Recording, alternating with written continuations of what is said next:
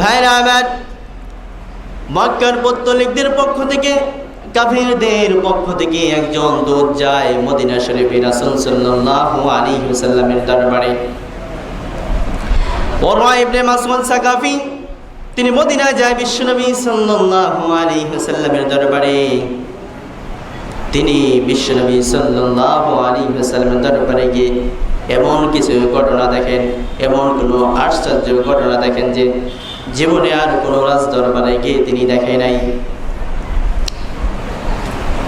উরওয়া ইবনে মাসউদ সাকাফি তিনি মক্কায় এসে কুরাইশ ভাইদেরকে বলল, ও আমার কুরাইশ ভাইরা, এদিকে আসো, আমি তোমাকে একটি কথা বলবো, একটা ঘটনা বলবো। ও আমার কুরাইশ ভাইরা, পৃথিবীতে আমি অনেক রাজা বাদশাদের দরবারে গিয়েছি, দুনিয়ার বড় বড় রাজা বাদশাদের দরবারে গিয়েছি, রোম সম্রাটের দরবারে গিয়েছি, পারস্য সম্রাটের দরবারে গিয়েছি, আবিসিনিয়া সহ যত বড় বড় রাজাদের দরবার আছে সমস্ত দরবারে আমি গিয়েছি। কিন্তু আমি মুহাম্মদ সাল্লাল্লাহু আলাইহি ওয়াসাল্লামের দরবারে গিয়ে যা দেখেছি পৃথিবীর কোনো দরবারে গিয়ে তা দেখি না। পৃথিবীর কোনো দরবারে গিয়ে দেখে নাই, মুহাম্মাদের দরবারে গিয়ে যা দেখছে কাফেররা। কুরাইশের, মক্কার কুরাইশদের বলতেছে, কুরাইশ ভাইরা আমার, মুহাম্মাদের দরবারে আমি গিয়ে এমন কিছু দৃশ্য দেখেছি, মুহাম্মদ যদি থুতু ফেলে তার ভক্তরা হাত পেতে নিয়ে তা গায়ে মুখে মেখে নেয়। সুবহানাল্লাহ। মুহাম্মদ যদি থুতু ফেলে তার ভক্তরা হাত পেতে নিয়ে তাদের মুখে গায়ে মেখে নেয়। মুহাম্মদ যদি ওযুর করে, ওযুর ব্যবহৃত পানির জন্য তারা এমনভাবে প্রতিযোগিতা করে যেন তারা পরস্পর ঝগড়া করে, এমনভাবে তার ব্যবহৃত পানি নেওয়ার জন্য প্রতিযোগিতা করে যেন তারা ঝগড়া করতেছে পরস্পরে।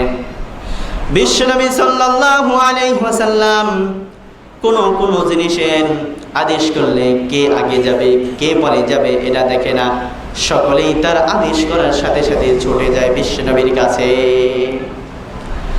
উরওয়া ইবনে মাসউদ সাকাফি বলল, শুধু তাই নয়, বিশ্বনবী সাল্লাল্লাহু আলাইহি ওয়াসাল্লামের চোখের উপর চোখে কোনো সাহাবী তাকায় না, তার সামনে দিয়ে কেউ বুক টান করে হাঁটে না, তাকে এত মায়া করে, এত মহব্বত করে, এত অনুসরণ করে আমি পৃথিবীর কোনো রাজ দরবারে গিয়ে এমন অবস্থা আমি দেখি না।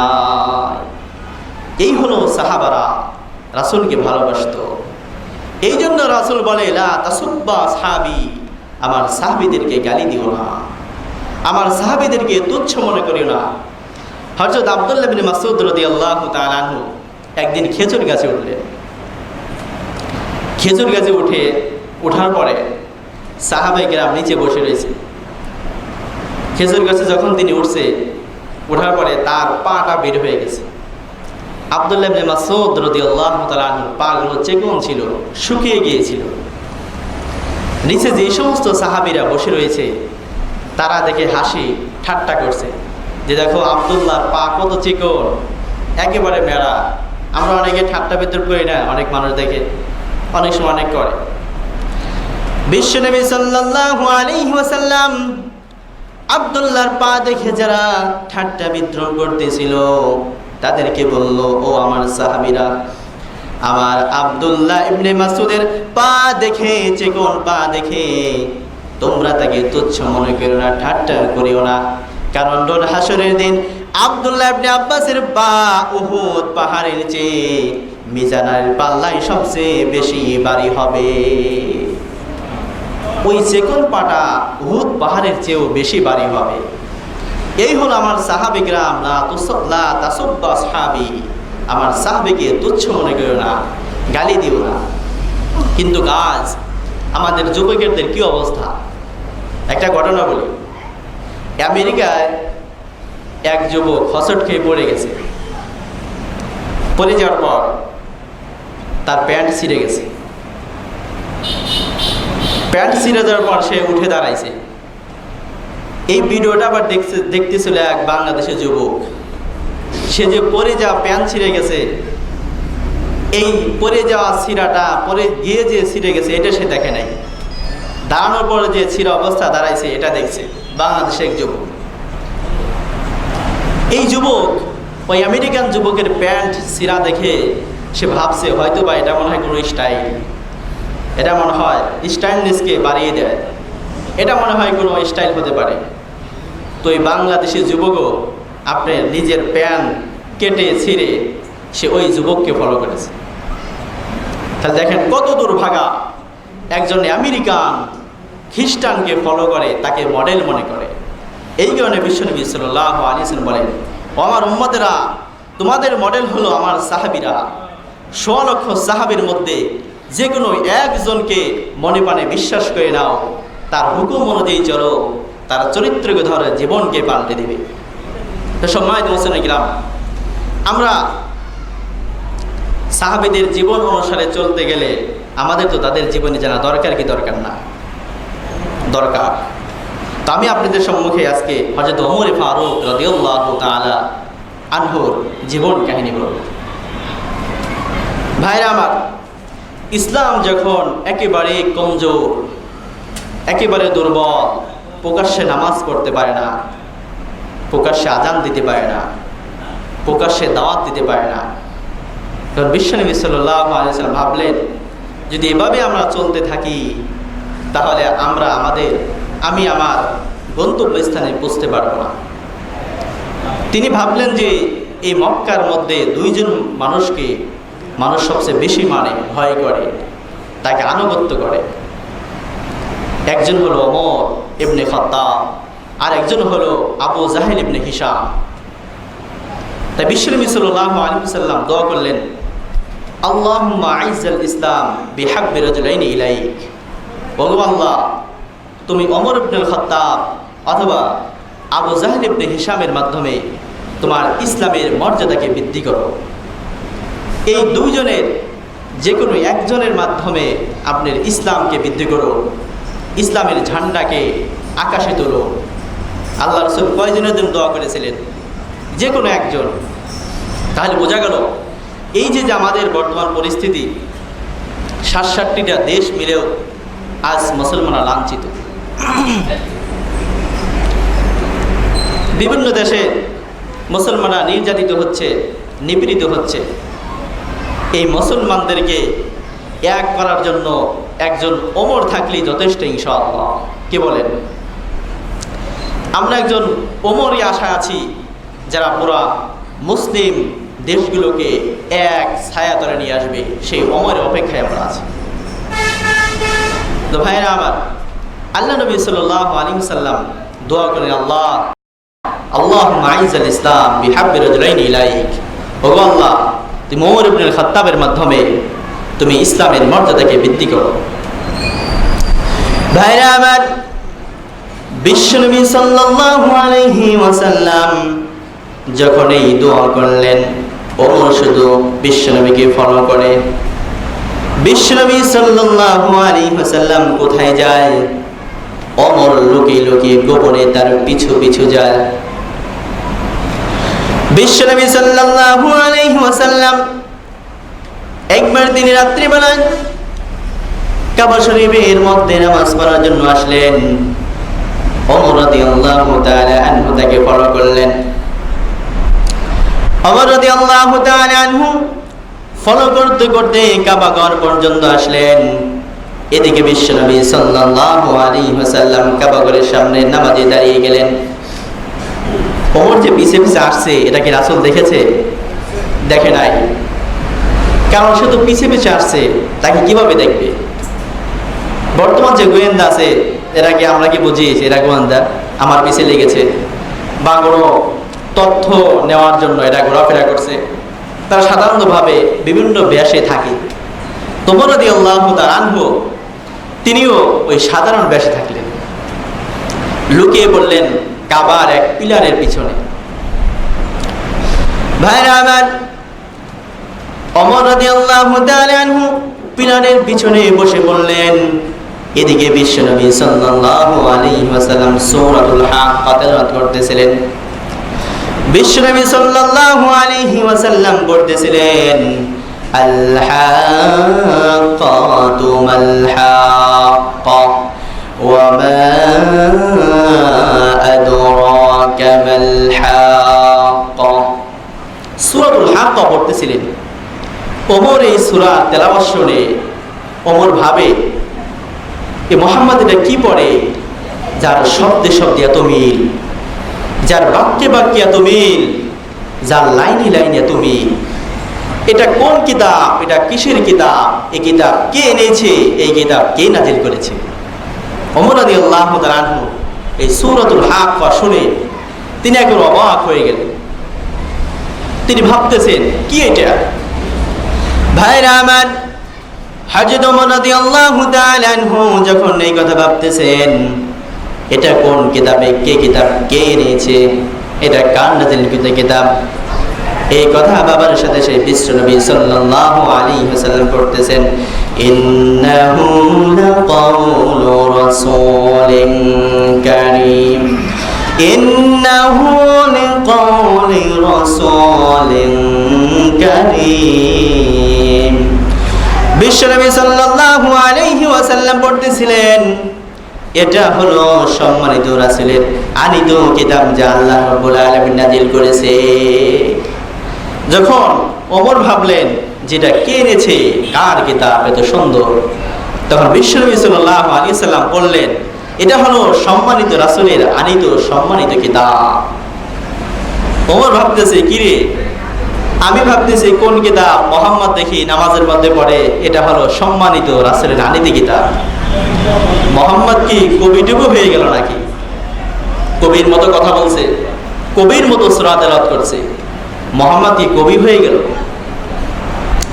ভাইরা আমার, হযরত ওমর রাদিয়াল্লাহু তাআলা আনহু যখন এই কথাগুলো ভাবতেছিলেন, মুহাম্মদ কি কবি হয়ে গেল নাকি, এগুলো কি কবির কথা নাকি? বিশ্বনবী সাল্লাল্লাহু আলাইহি ওয়াসাল্লাম তখন সূরাতুল হাক্কার আয়াত পড়তেছিলেন, ওয়া মা হুয়া বিকাউলি শাইরিন কালিলাম মা তুমিনুন। বিশ্বনবী সাল্লাল্লাহু আলাইহি ওয়াসাল্লাম পড়তেছিলেন, এটা কোনো কবির বানানো কবিতা নয়, এটা কোনো কবির কথা না, এটা হলো আল্লাহ রাব্বুল আলামিনের কথা। কিন্তু এই কথাটি অল্প সংখ্যক লোকই বিশ্বাস করে। এই কথা শুনে ওমর রাদিয়াল্লাহু তাআলা আনহু আরো বেশি অবাক হয়ে গেলেন। কি রে, মুহাম্মদ কি বলে? আমি যা ভাবি, মুহাম্মদ আমার ভাবার প্রতি, আমার কথার প্রশ্নের প্রতি উত্তর তিনি এমন সুন্দরকে দিয়ে দেয়। মুহাম্মদ কি গণক হয়ে গেল নাকি? সম্মানিত ভাইরা আমার, মুহাম্মদ সাল্লাল্লাহু আলাইহি সাল্লাম কি ওমর রাদিয়াল্লাহু তাআলা আনহুকে দেখেছিল? দেখে না। কিন্তু ওমরের কথার সাথে বিশ্বনবী সাল্লাল্লাহু আলাইহি ওয়াসাল্লামের কথাগুলো কেমন যেন মিলে যাচ্ছে। অনেক সময় দেখবেন আপনি যা ভাবেন, একজন লোককে ভাবতেছেন, হঠাৎ করে আপনার সম্মুখে এসে গেছে। হয় না এরকম? এরকম অনেক হয়। আপনি অনেক দিন ধরে তার সাথে দেখা হয় না, আপনি ভাবতেছেন, হঠাৎ করে তার সাথে আপনি দেখা হয়ে গেছে। তো ওমর যে সমস্ত কথাগুলো ভাবতেছিল, রাসূল সেগুলো কোরআনের আয়াত দ্বারা উত্তর দিতেছিল। ভাইরা আমার, হযরত ওমর রাদিয়াল্লাহু তাআলা আনহু যখন ভাবতেছিলেন এটা কি কোনো কবির কথা নাকি, তখন বিশ্বনবী সাল্লাল্লাহু আলাইহি ওয়াসাল্লাম বললেন, এটা কোনো কবির কথা না, এটা হলো আল্লাহ রাব্বুল আলামিনের কোরআন। তখন ওমর ভাবলেন, তাহলে এটা গণক, মুহাম্মদ গণক হয়ে গেছে, এই আগ পিছের সব খবর রাখে। বলে নাউজুবিল্লাহ, কয় মুহাম্মদ গণক, বুঝে ফেলছি, কারণ আমি যা ভাবি মুহাম্মদ তাই বলে, তাহলে মুহাম্মদ গণক।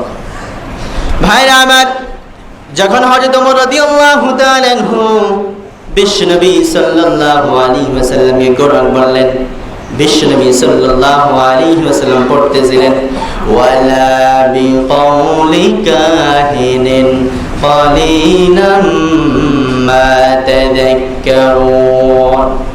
ভাইরা আমার, বিশ্বনবী সাল্লাল্লাহু আলাইহি ওয়াসাল্লাম পড়তেছিলেন, এটা কোনো গণকের কথা না, এটা কোনো কবির কথা না, এটা কোনো গণকের কথা না, এটা মুহাম্মাদের বানানো কথা না। কিন্তু এই কথাটি অল্প সংখ্যক লোকই অনুধাবন করে।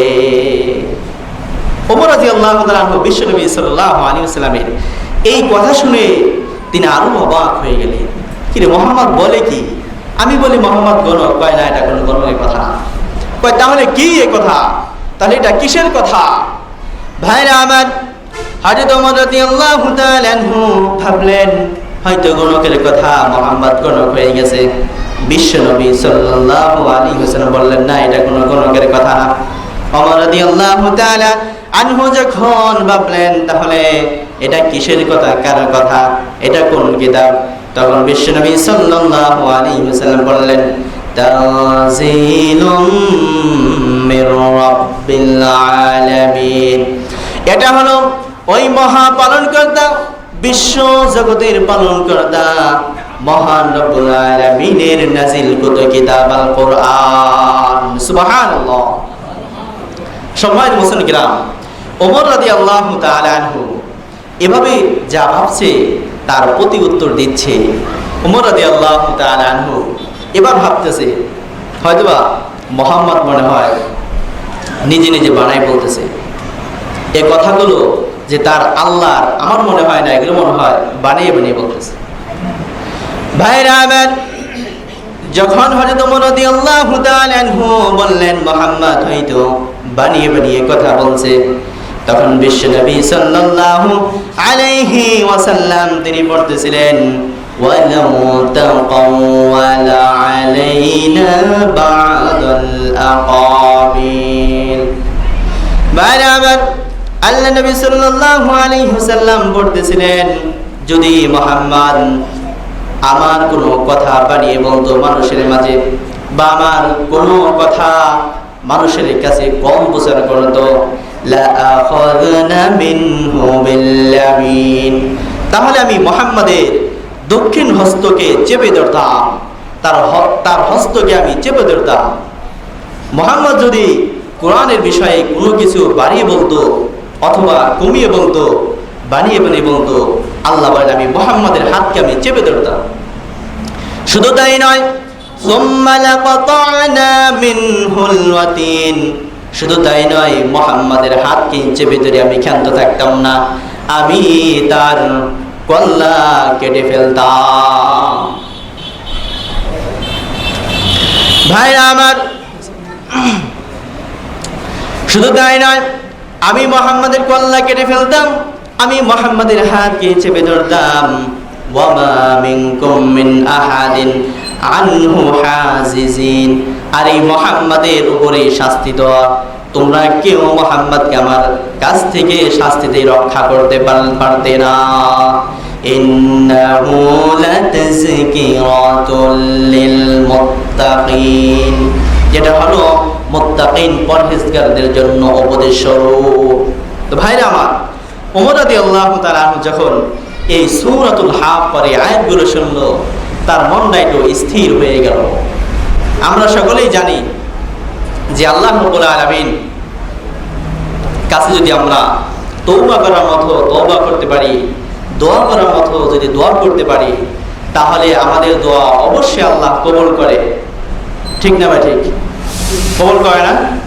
আপনি যে এখন এত লোক আছেন, আপনাদের কোনো দোয়া কি কবুল হয় নাই? অবশ্যই হয়েছে। হয়তো আপনি হয়তো বুঝতে পারি নাই যে আমাদের দোয়া কবুল হয়ে গেছে। তার দোয়া যে কবুল হয়, একেবারে পাপী বান্দাকেও যে আল্লাহ রাব্বুল আলামিন যদি সে দোয়া করে, তার দোয়া যে কবুল হয়, এই বিষয়টা বোঝানোর জন্য আমি একটি মুসা আলাইহিস সালাতু ওয়াস সালামের জামানা একটি ঘটনা দ্বারা আপনাদেরকে এই জিনিসটি বোঝাতে চাই। একটি কিতাব আছে, তার নাম হলো নুজহাতুন নাওয়াজির ফি আহওয়ালিল আকাবির। কিতাবটার নাম কি? নুজহাতুন নাওয়াজির ফি আহওয়ালিল আকাবির। এই কিতাবের মধ্যে একটা ঘটনা উল্লেখ করেছে। হযরত মুসা আলাইহিস সালাতু ওয়াস সালাম জামানা একদল বনী ইসরাইল তার উম্মতে এসে বলল, ইয়া কালিমুল্লাহ, হে মুসা, আমাদের খুব দুর্ভিক্ষ দেখা দিচ্ছে। এই দুর্ভিক্ষের কারণে আমাদের ফসল হচ্ছে না, আমরা অনাহারে আছি, আমাদের অর্থ সম্পদ একেবারে দুর্বল হয়ে যাচ্ছে। তুমি তো কালিমুল্লাহ, তুমি তো আল্লাহর সাথে সরাসরি কথা বলো, তো আমাদের জন্য একটু তোমার আল্লাহর সাথে আল্লাহর কাছে দোয়া করো যেন আমাদের এই দুর্ভিক্ষ দূর করে দেয়, বৃষ্টি নাজিল করে, বৃষ্টির মাধ্যমে যেন আমাদের এই ফসলগুলোকে ভালো করে দেয়, এর দ্বারা যেন আমরা আহার করতে পারি। তো তার এই কথা শুনে হযরত মুসা আলাইহিস সালাতু ওয়াস সালাম বললেন, তাহলে তোমরা আগামীকাল বনে ইসরায়েল যত আছো, যত আমার উম্মত আছো, সকলে মাঠে আসবা, আল্লাহর কাছে দোয়া করো। তো হযরত মুসা আলাইহিস সালাতু ওয়াস সালামের এই কথা অনুযায়ী ৭০,০০০ বনে ইসরাইল মাঠে চলে আসলেন এই বৃষ্টির জন্য, দুর্ভিক্ষকে দূর করার জন্য। ভাইরা আমার, ৭০,০০০ বনি ইসরাইলদের সাথে নিয়ে মুসা আলাইহিস সালাতু ওয়াস সালাম মাঠে আসলেন। মাঠে আসার পর হযরত মুসা আলাইহিস সালাতু ওয়াস সালাম ৭০,০০০ বনি ইসরাইলদের সাথে নিয়ে আল্লাহর দরবারে হাত দুখানা উঠিয়ে দিলেন, আল্লাহ গো, তুমি আমার উম্মতের উপর তোমার রহমতের বৃষ্টি নাজিল করো। এভাবে দীর্ঘ সময় দোয়া তিনি করতেছেন, কিন্তু দোয়া কবুলের কোনো লক্ষণ দেখা যাচ্ছে না। নবীদের দোয়া কবুল করা হয়, কিন্তু মুসা আলাইহিস সালাতু ওয়াস সালাম দেখতেছেন যে কি ভাই, দোয়া কবুল হয় নাকি, কারণ কি? ভাইরা আমার, হযরত মুসা আলাইহিস সালাতু ওয়াস সালাম তিনি দোয়া করতেছিলেন, তিনি আল্লাহ রাব্বুল আলামিনের কাছে ফরিয়াদ করতেছিলেন, ওয়ালাম আকুন বিদুআইকা রাব্বি শাকিয়া, ওয়ালাম আকুন বিদুআইকা রাব্বি শাকিয়া। ওগো আল্লাহ, অতীতে অনেক দোয়া করেছি, ওগো আমার প্রভু, অতীতে অনেক দোয়া করেছি, কোনোদিন তুমি আমার দোয়াকে, তুমি আমার হাতকে ফিরিয়ে দাও নাই। আজকে ৭০,০০০ বনি ইসরাইলদের সাথে নিয়ে আমি তোমার কাছে দোয়া করছি, কিন্তু তুমি আমার দোয়া কবুল করছো না কেন? ভাইরা আমার, হযরত মুসা আলাইহিস সালাতু ওয়াস সালামকে জিবরাইল আলাইহিস সালাতু ওয়াস সালামের মাধ্যমে ওহী পাঠানো হয়, তার কাছে ওহী পাঠানো হয়। ওহীর মাধ্যমে বলা হয়, মুসা, তোমার এই ৭০,০০০ বনি ইসরাইলের মধ্যে একজন ৪০ বছর যাবৎ গুনাহ করতেছে, এমন এক পাপী বান্দা আছে। মুসা ৪০ বছর যাবৎ গুনাহ করে, গুনাহ করতে করতে এমন পাপী বান্দা হয়ে গেছে, মহা অপরাধী হয়ে গেছে। এই ব্যক্তিকে যতক্ষণ পর্যন্ত এই ৭০,০০০ বনি ইসরাইলদের মধ্য থেকে বের না করে দিবে, ততক্ষণ পর্যন্ত আমি আল্লাহ তোমার দোয়া কবুল করব না। ভাইরা আমার, তো যখন এই বিষয় ওহী করা হলো মুসা আলাইহিস সালাতু ওয়াস সালামকে, তখন মুসা আলাইহিস সালাতু ওয়াস সালাম এই ৭০,০০০ বনি ইসরাইলদের মাঝে মাঝে একজন একজনকে ঘোষক দাঁড়ি করে দিলেন, ঘোষণাকারী দাঁড়া করিয়ে দিলেন। জায়গায় জায়গায় বলতেছিল, মুসা আলাইহিস সালাম বললেন যে, বলো, এমন কোন পাপী বান্দা আছো যে ৪০ বছর যাবৎ গুনাহ করছো, ওই বান্দার জন্য আমাদের দোয়া কবুল হচ্ছে না, তোমরা উঠে যাও, ওই ব্যক্তি তুমি উঠে যাও। ভাইরা আমার, হযরত মুসা আলাইহিস সালাতু ওয়াস সালাম যখন ৭০,০০০ বনি ইসরাইলদের মাঝে বিভিন্ন জায়গায় ঘোষণাকারীকে দাঁড়া করে দিলেন, ঘোষণাকারীরা বলতেছে, এমন কোন পাপী বান্দা আছো যে ৪০ বছর যাবৎ গুনাহ করতেছো, তুমি বের হয়ে যাও, তোমার জন্য রহমতের বৃষ্টি হচ্ছে না, তোমার জন্য আল্লাহর রাসূল মুসার দোয়া কবুল হচ্ছে না, তুমি বের হয়ে যাও, তুমি বের হয়ে গেলে আমাদের দোয়া কবুল হবে। ভাইরা আমার, তখন ওই যে ৪০ বছর যাবৎ গুনাহ করতেছে ওই ব্যক্তি কানে পৌঁছে গেল এই কথাটা, কিন্তু বিচারা চারদিকে তাকাইতেছে, কোনো দিক থেকে বের হওয়া সুযোগ নাই। যদি ঘোষণাকারীদের ঘোষণা অনুযায়ী তিনি দাঁড়িয়ে যায়, তাহলে সে মহা বিপদে পড়বে, মহা বিপদে। কারণ তার জিন্দেগির ব্যাপার, মানুষ তাকে তুচ্ছ মনে করবে, বলবে কত বড় খবিস, ৪০ বছর ধরে গুনাহ করতেছে। তিনি দেখতেছেন কোনো ফাঁকাও না যে লুকিয়ে যাবে বা উঠে যাবে, মানুষ দেখে ফেলবে, মহা বিপদে পড়েছে। ভাইরা আমার, ওই ব্যক্তি ৪০ বছর যাবৎ গুনাহ করনেওয়ালা ব্যক্তি চারিদিকে তাকিয়ে দেখে বের হওয়ার কোনো রাস্তা নাই, বের হলে মানুষ তাকে দেখে ফেলবে, আর কোনো উপায় নাই। তিনি নৈরাশ হয়ে গেছে, তিনি অবাক হয়ে গেছে। তখন তিনি আর কোনো উপায় না পেয়ে সিজদায় পড়ে গেলেন। সিজদায় পড়ে আল্লাহ রাব্বুল আলামিনের কাছে দোয়া করতেছেন, ওগো আল্লাহ, 40 বছর যাবত আমি তোমার নাফরমানি করতেছি, 40 বছর যাবত তোমার গুনার মধ্যে লিপ্ত আছি। এই পর্যন্ত তুমি আমাকে এখনো অপমান করো নাই, লাঞ্ছনা করো নাই, অপদস্থ করো নাই। আর 40 বছর পরে তুমি আমাকে 70,000 মানুষের মধ্যে কিভাবে লাঞ্ছনা করবে? ওগো আল্লাহ, আমি তোমার কাছে তওবা করলাম, তুমি আমাকে মাফ করে দাও। যদি তুমি আমাকে মাফ না করো, পৃথিবীতে আর এমন কোনো আল্লাহ নাই, এমন কোনো ইলাহ নাই যে আমি তার কাছে যে মাফ করব। যদি তুমি আমাকে না মাফ করো, তাহলে আমার জিন্দেগির প্রশ্ন উঠেছে। ভাইরা আমার, ওই বনি ইসরাইল ব্যক্তি যখন এই দোয়া সিজদায় পড়ে পড়ে করতেছিল, তখন হঠাৎ করে আসমান থেকে বৃষ্টি বর্ষণ হলো, মুষলধারে বৃষ্টি বর্ষণ হলো। বৃষ্টি বর্ষণ হয়ে মাঠ কাদা হয়ে গেল, পায়ের মধ্যে পানি বেজে গেল।